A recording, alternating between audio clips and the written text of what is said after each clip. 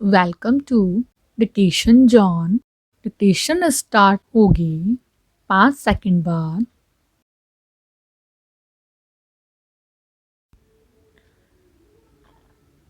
गुलाम कई तरह के होते हैं। कोई पड़ोसन का गुलाम होता है तो कोई साहब का, कोई प्रेमिका का गुलाम होता है तो कोई लोकतंत्र के राजा का, कोई लोभ का गुलाम होता है तो कोई लालच का।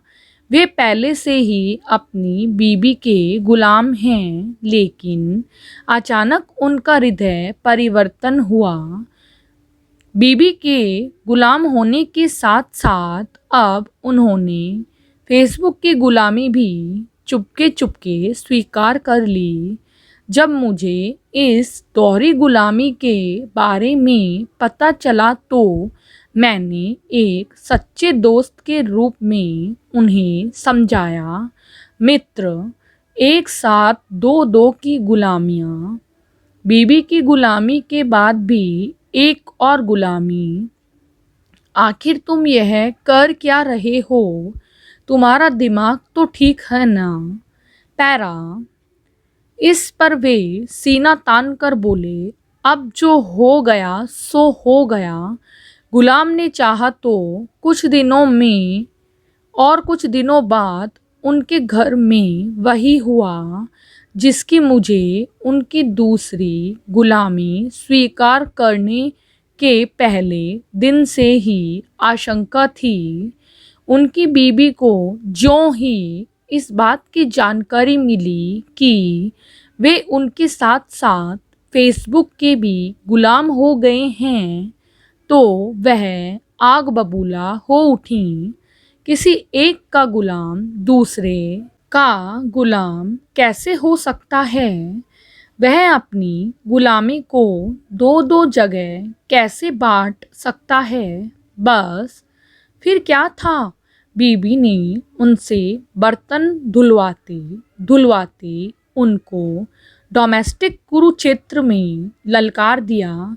देखो जी, कह देती हूँ, मैं अपने पति को और किसी के साथ भले ही बांट लूँ, पर मैं अपने गुलाम को किसी और के साथ रत्ती भर भी नहीं बांट सकती।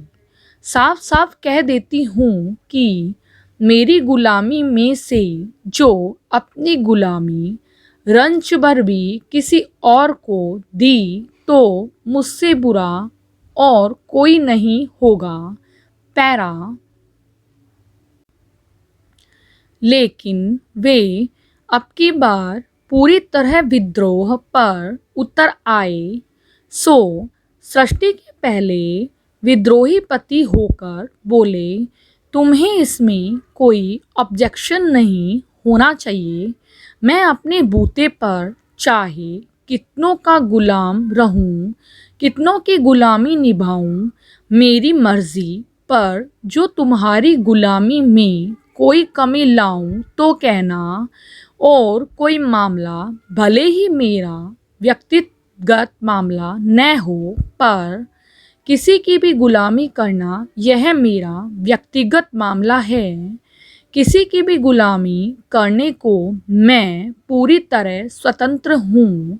सुन लो, मेरी ज़िंदगी में अब फेसबुक खुल्लम खुल्ला आकर रहेगी।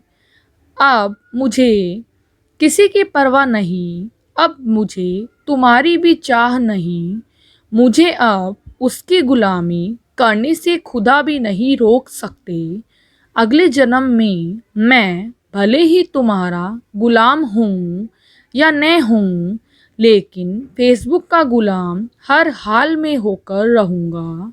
इसके लिए चाहे मुझे जो कुछ भी क्यों ना करना पड़े करूँगा। पर हाँ, मैं तुम्हें इतना ज़रूर विश्वास दिलाता हूँ, उसकी गुलामी करते करते मैं तुम्हारी गुलामी में अंश भर भी कमी न आने दूंगा।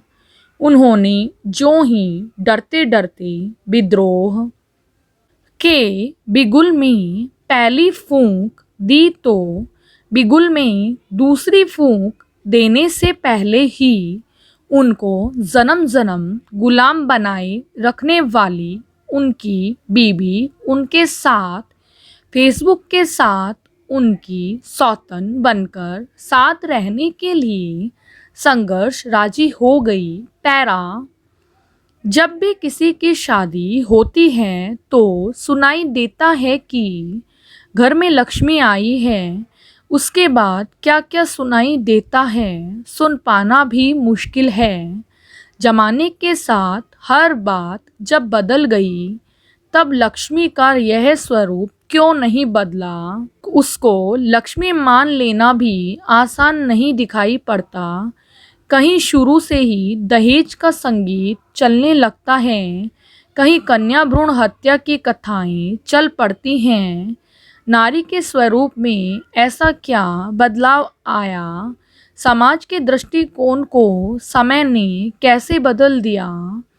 यह भी सच है कि जहाँ ऐसी घटनाएं होती हैं वहाँ खुशहाली नहीं आ सकती। हमारे कार्यों के फल हमें दिखाई नहीं देते, वे सूक्ष्म प्राणों के रूप में प्रवाहित होते हैं। हमको महसूस भी नहीं होता कि जो कुछ हम भोग रहे हैं वे अपने ही कर्मों के फल हैं।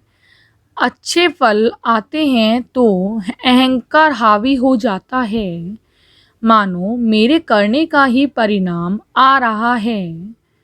खराब फल आते तो किसी अन्य को दोष देने बैठ जाते हैं या फिर भाग्य को दोष देने लगते हैं। भाग्य को किसने बनाया, अपने ही कर्मों से तो भाग्य बनता है। पैरा एक बार एक बेहद खूबसूरत महिला समुद्र के किनारे रेत पर टहल रही थी। समुद्र की लहरों के साथ कोई एक बहुत चमकदार पत्थर छोर पर आ गया। महिला ने वह नायाब सा दिखने वाला पत्थर उठा लिया। वह हीरा था। महिला ने चुपचाप उसे अपने पर्स में रख लिया, लेकिन उसके हाव भाव पर बहुत फर्क नहीं पड़ा। पास में खड़ा एक बूढ़ा व्यक्ति बड़े ही कौतूहल से यह सब देख रहा था। अचानक वह अपनी जगह से उठा और उस महिला की ओर बढ़ने लगा। महिला के पास जाकर उस बूढ़े व्यक्ति ने उसके सामने हाथ फैलाए और बोला, मैंने पिछले 4 दिनों से कुछ भी नहीं खाया है, क्या तुम मेरी मदद कर सकती हो। उस महिला ने तुरंत अपना पर्स खोला और कुछ खाने की चीज ढूंढने लगी।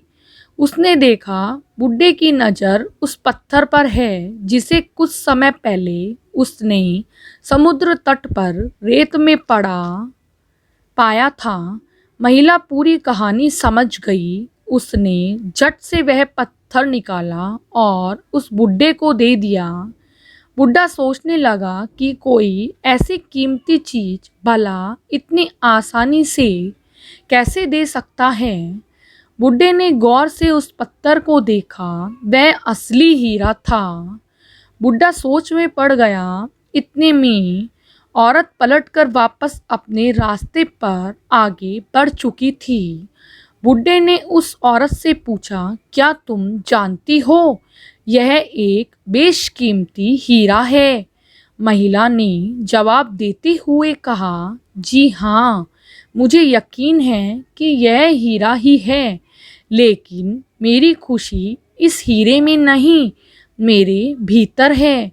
समुद्र की लहरों की तरह ही दौलत और शोहरत आती जाती रहती है। अगर अपनी खुशी इनसे जोड़ेंगे तो कभी खुश नहीं रह सकते। बुड्ढे ने कहा, यह हीरा तुम ही रखो और मुझे इससे कई गुना ज़्यादा कीमती वह भाव दे दो जिसकी वजह से तुमने इतनी आसानी से यह हीरा मुझे दे दिया। समाप्त।